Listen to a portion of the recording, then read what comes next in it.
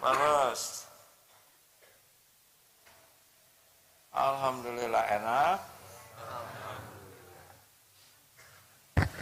Enak tidak? Kan? Biasanya orang senang yang enak-enak ya kan? Ayo kita ulangi 100 kali. Kenapa? Ternyata enak itu hanya sedikit dan sebentar. Yang lama enak itu adalah syukur. Makan es krim enak, mau makan 2 drum? Nah, nanti drum ketiga adalah dirimu ya. Makanya jangan terpedaya oleh enak. Sudah masukkah? Mem? Jadi masuk. Hah?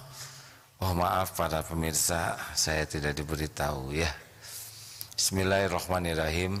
Assalamualaikum warahmatullahi wabarakatuh. Alhamdulillahi rabbil alamin.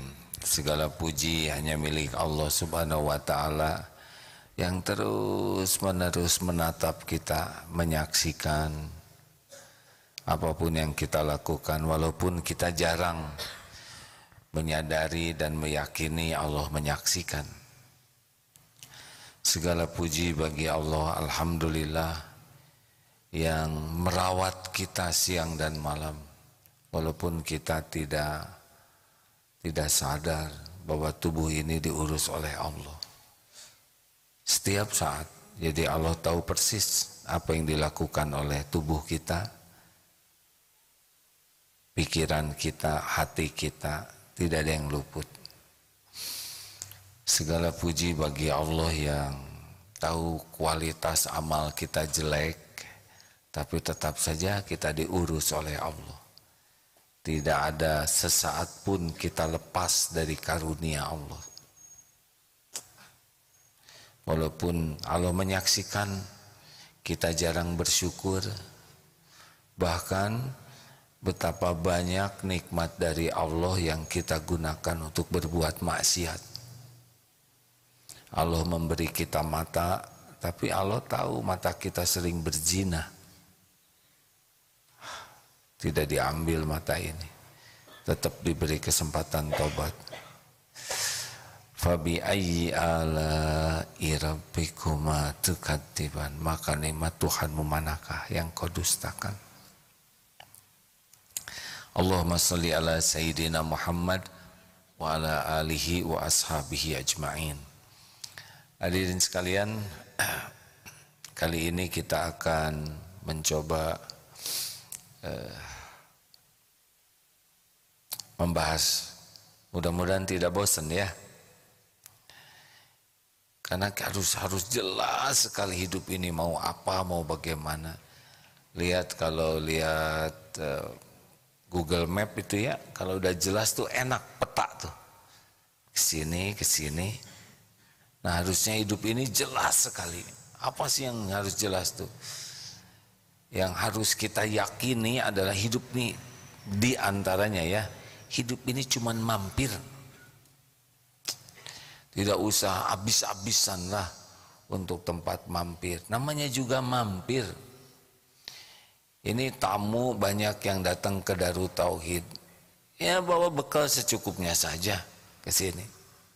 Tidak bawa lemari, tidak bawa kulkas, tidak bawa segala macam, beras 2 karung atau 1 truk gitu. Padahal mampir cuman setengah hari. Ini emak-emak masa keemasan bawa koper berapa bu? 1 ya. Kenapa nggak bawa lemari ke sini?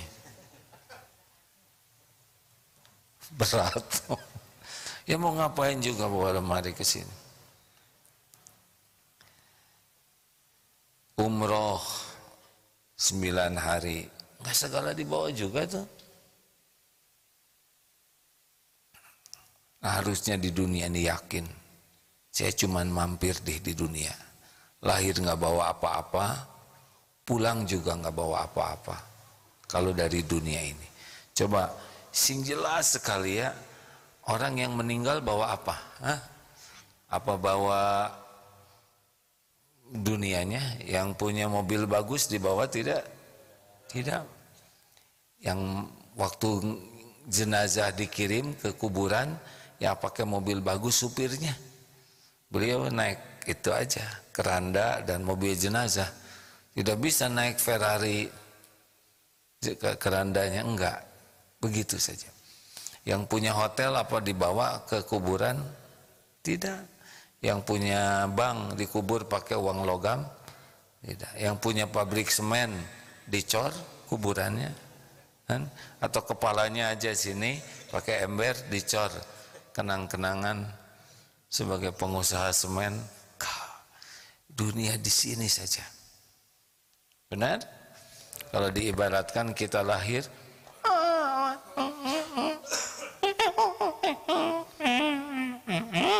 dah begitu. Dah. Ini penting sekali ya, supaya tidak terpesona kepada dunia ini. Jadi yang membuat orang kagum, hebat, gak ada yang bawa. Tidak dibawa, men. Betul? Bolehkah kita pengen? Boleh, tapi jangan pakai kagum. Rumah megah, mobil mewah, harta melimpah. Coba, mobil itu cuman kaleng, besi, ya kan, kaca, karet, plastik, kabel, ya itu aja. Kita tidak boleh mengasosiasikan diri sukses pakai kaleng.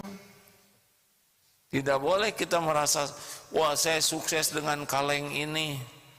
Tidak boleh. Dan kita juga jangan mengasosiasikan kesuksesan itu dengan kaleng. Rumah itu cuma tumpukan bata, dicat, betul, ada kayu, batu. Bukan itu tanda sukses, bukan. Kita harus yakini mampir ini harus sukses. Sukses itu apa? Inna akramakum indallahi atqakum. Sukses itu kalau kita menjalani hidup ini jadi ahli takwa, karena ahli takwa itulah yang sadar bahwa dirinya adalah hamba Allah, Allah Tuhannya, dan dunia ini pelayannya. Mampir ya kita ya di dunia ini. Statusnya bagaimana? Allah Tuhan kita, Rabb pencipta kita. Kita hamba Allah. Semua makhluk itu hamba Allah, makhluk ciptaan Allah, dan dunia berikut isinya huwallazi khalaqalakum ma fil ardi jami'a. Dunia berikut isinya adalah pelayan kita. Nih contoh ya. Mikrofon pelayan kita.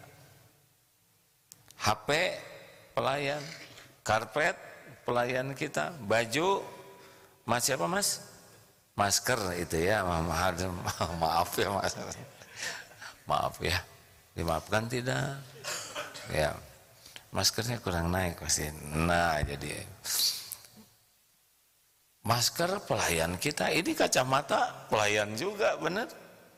Semuanya pelayan kita, bukan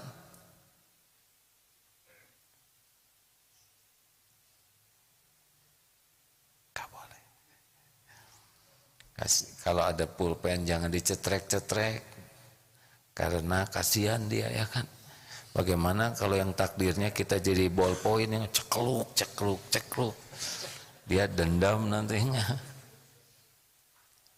Setiap pergerakan itu pasti dihisab. Nah, sampai di mana tadi?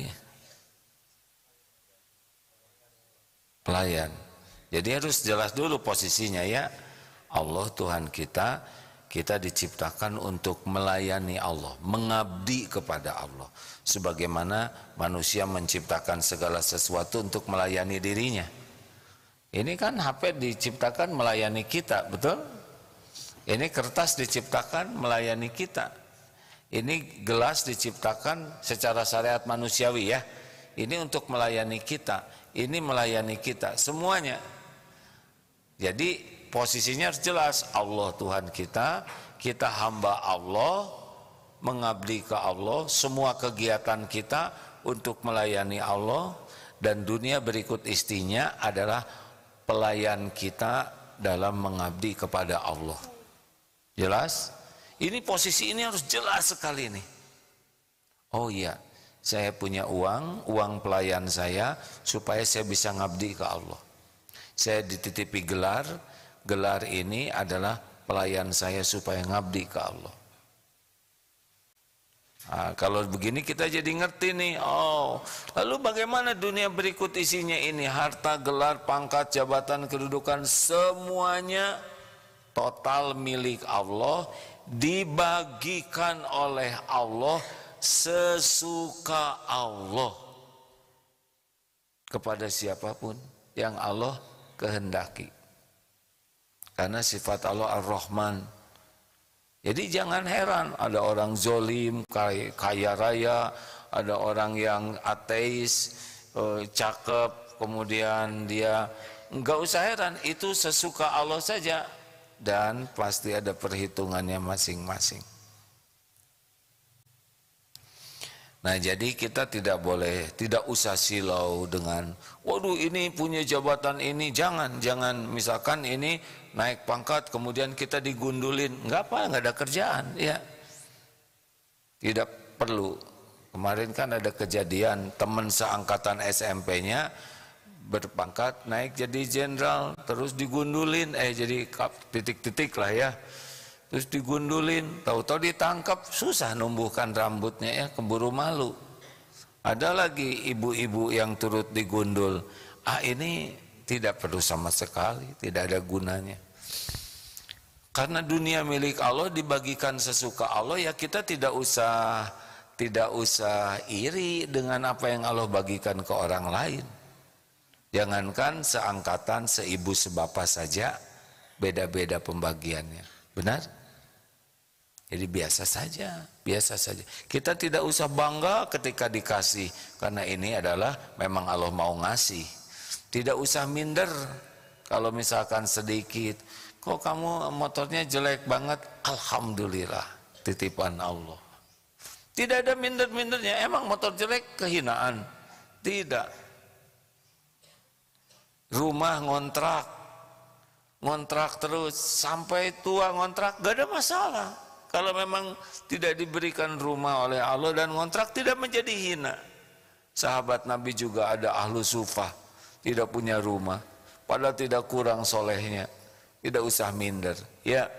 Jangan ngebanding-banding, bagusnya jangan ujub, merasa diri, sedikitnya jangan minder, lihat yang lain jangan iri dengki, lihat yang kurang jangan menghina. Karena orang oleh Allah tidak diberi harta, boleh jadi diberi nikmat iman, nikmat ibadah, nikmat qanaah. Oleh Allah tidak diberi harta, boleh jadi pahala kerja kerasnya udah jadi kebaikan. Atau Allah lindungi supaya dia tidak tergelincir dengan hartanya, tidak jadi ujub, tidak jadi ria, tidak jadi maksiat. Memang kalau hartanya diberikan sedikit merupakan kehinaan? Tidak. Apakah pasti sengsara? Belum tentu. Kalau dia ridho, dia sabar, dia sempurnakan ikhtiar dan puas dengan yang Allah berikan, Masya Allah. Bahagia itu sama sekali tidak identik dengan kepemilikan duniawi ini. Ini penting hadirin, kalau kita udah terkagum-kagum kepada duniawi, kita jadi pengen. Apakah tidak boleh pengen punya rumah? Siapa yang melarang? Tapi ingin punya rumah itu jangan sampai kufur terhadap nikmat yang ada. Tidak ridho dengan yang ada, kemudian sibuk memikirkan rumah, tapi tidak ingat kepada Allah yang membagikan rezeki.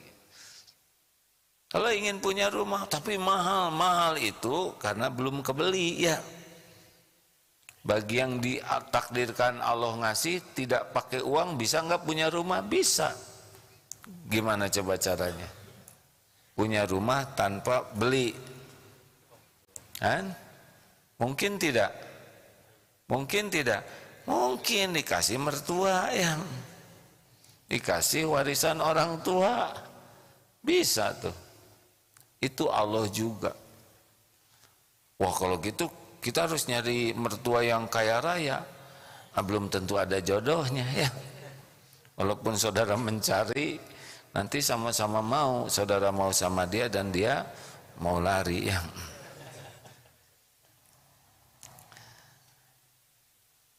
Dunia mampir, Tuhan kita Allah, kita hamba Allah. Jadi kerjaan kita sekarang tiap hari cuman mematuhin Allah. Lakukan dan tinggalkan. Apa yang Allah suka lakukan, apa yang Allah tidak suka sekuat tenaga tinggalkan. Dan kita lakukan semua ini cuma satu sebabnya, karena Allah.